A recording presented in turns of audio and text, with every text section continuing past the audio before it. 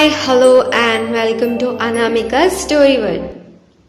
ఇవాళ మనం వినబోయే కదా మీరా చాప్టర్ 51. ఆలస్యం చేయకుండా కథలోకి వెళ్ళిపోదు. గౌతమ్ కూడా మీరా అలా తన భుజం మీద తల వాల్చి పడుకోగానే తను కూడా చదువుతూ అలాగే నిద్రపోయాడు. కొద్దిసేపు తర్వాత తనకి మెలకువ వచ్చింది. చూసేసరికి బయట తెల్లవారుతోంది. దాంతో అత్తయ్య వాళ్ళు లేదా అక్క వాళ్ళు వచ్చి మీరాని ఇంకా తనని అలా చూస్తే బాగోదు అని మెల్లిగా మీరాని లేపడానికి ట్రై చేశాడు. మీరా లే, చూడు తెల్లవారింది, లేచి బెడ్ మీద పడుకో అని నెమ్మదిగా తనని నిద్ర లేపాడు. నిద్ర వస్తుంది, పడుకోనివ్వు అని గౌతమ్ని ఇంకా గట్టిగా పట్టుకుంది మీరా. చిన్న పిల్లల చేసింది చాలే కానీ లే అని అన్నాడు గౌతమ్. మీరా ఈసారి ఏమీ సమాధానం ఇవ్వకపోవడంతో గౌతమ్ ఇంకా ఏం చేయాలో తెలియక తన ముందు నుంచి బుక్స్ అన్నీ పక్కకి పెట్టి తనని ఒక చిన్న పిల్లలా ఎత్తుకొని బెడ్ మీద పడుకోబెట్టి అక్క వాళ్ళు లేచే ముందే ఇక్కడి నుంచి వెళ్ళిపోతే బెటర్, లేదంటే వాళ్ళు నన్ను ఇక్కడ చూస్తే బాగోదు అని అనుకున్నాడు. గౌతమ్ తన బుక్స్ తీసుకొని ఆ రూమ్లో నుంచి తన రూమ్లోకి వెళ్ళిపోయాడు. కొద్దిసేపు పడుకుందాం అనే లోపే తనకి వినయ్ కాల్ చేశాడు. గౌతమ్ ఫోన్ లిఫ్ట్ చేసి, ఏంట్రా ఈ టైంలో కాల్ చేశావు, అంతా ఓకేనా అని అడిగాడు. ఏం లేదురా, అంతా ఓకేనే, 2 రోజుల నుంచి నైట్ షిఫ్ట్, పడుకోవడానికి ఇప్పుడే ఫ్లాట్కి వచ్చా, నీతో మాట్లాడదామనిపించి కాల్ చేశా అని అన్నాడు వినయ్. అక్కడ ఇప్పుడే నైట్ అయినట్టుందిగా, ఇక్కడ ఇప్పుడే తెల్లారుతుంది అని అన్నాడు గౌతమ్.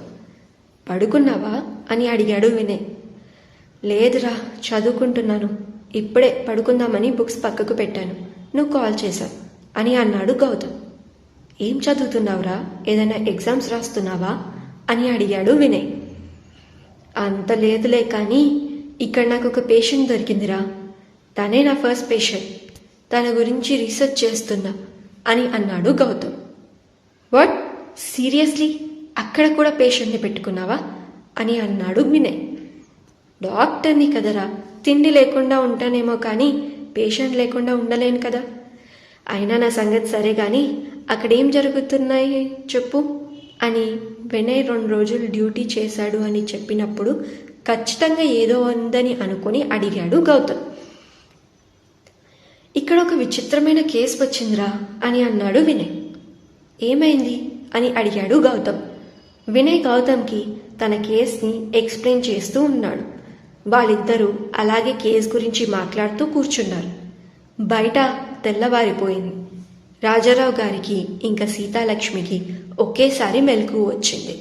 వాళ్ళు తొందరగా లేచి బయటికి వచ్చారు. అప్పుడే చక్రి ఇంకా వైదేహి కూడా వాళ్ళ గదిలో నుంచి బయటికి వచ్చారు. వాళ్ళిద్దరినీ అలా వాళ్ళ రూమ్ నుంచి బయటికి రావడం చూసి సీతాలక్ష్మి కొంచెం కంగారుతో, అమ్మ వైదేహి, నువ్వు మెలకుగా లేవా అని అడిగింది. లేదత్తయ్య, చిన్న ఒక్కడే ఉన్నాడు అని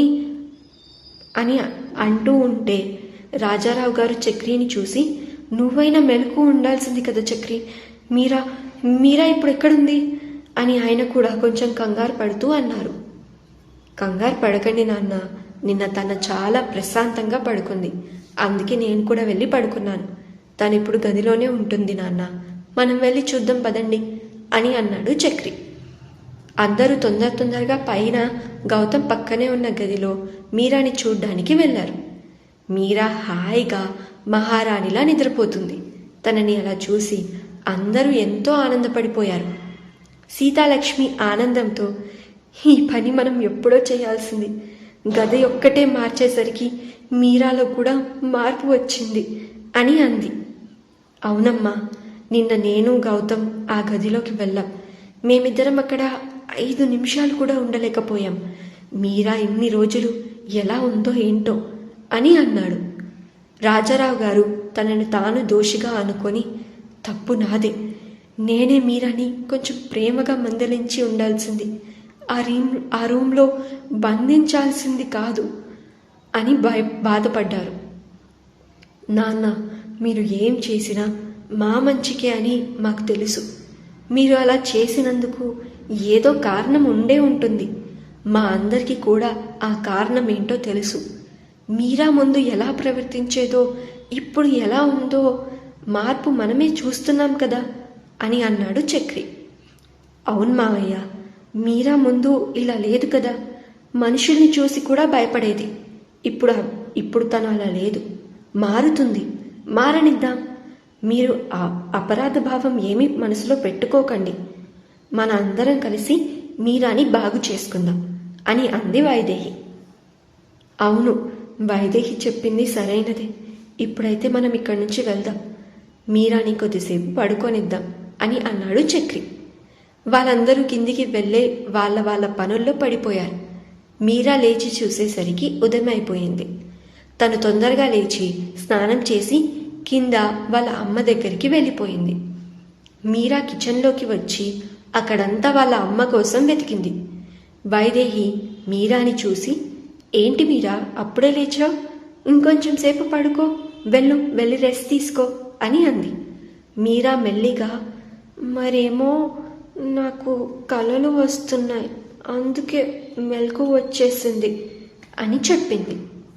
మరి తర్వాత ఏం జరగబోతుందంటారు? తెలుసుకుందాం నెక్స్ట్ అప్డేట్లో. ఎక్కడో కాదు, మీ అనామిక స్టోరీ వరల్డ్ ఛానల్లో మీ అనామికతో ఈ స్టోరీ మీరా వింటూనే ఉండండి. ఈ స్టోరీ, ఈ కథ మీకు నచ్చితే ప్లీజ్ ఈ వీడియోకి లైక్, షేర్ అండ్ నా ఛానల్ని మరిన్ని అప్డేట్స్ కోసం సబ్స్క్రైబ్ కూడా చేసుకోండి. అలాగే ఈ స్టోరీని మీరు పూర్తిగా చదవాలి అనుకుంటే కింద డిస్క్రిప్షన్లో లింక్ ఉంది. లింక్ని ప్రెస్ చేసి ఈ స్టోరీని పూర్తిగా చదివేయండి. Thank you so much for listening. Bye bye.